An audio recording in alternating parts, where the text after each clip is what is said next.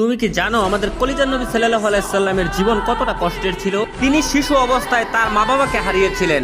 মানুষ তাকে এতিম বলে গালি দিত, তার পবিত্র গালে থাপ্পড় মারত। অসহায় নবীর কান্না ছাড়া আর কোনো পথ ছিল না। নবুয়ত পাওয়ার পর তার আপনজনরাই হয়ে ওঠে তার চিরশত্রু। তাকে পদে পদে হত্যার চেষ্টা করা হয়।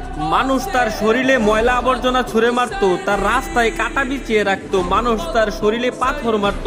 মানুষের ছুরা পাথরে নবী করিম সাল্লাল্লাহু আলাইহি সাল্লামের দাঁত মুবারক শহীদ হয়ে যেত। নিকৃষ্ট পাষাণরা নবীর পবিত্র মুখে থুথু পর্যন্ত ছিটিয়ে দিয়েছিল। নবী করিম সাল্লাল্লাহু আলাইহি সাল্লামের কষ্টের দহন আরো বাড়লো যখন তার শিশুকালে কলিজার 3 পুত্র সন্তান ইন্তেকাল করেছিল। আবার কলিজার নবীর ঘরে চুলাও জ্বলতো না। ঈদের দিনও তিনি না খেয়ে ঈদগাহে যেতেন। ইসলামের জন্য আমার নবী 3 বছর গাছের পাতা খেয়ে বেঁচেছিলেন। এত কষ্টের মাঝে থেকেও আমাদের কলিজার নবী আমাদের জন্যই শুধু কেঁদেছেন।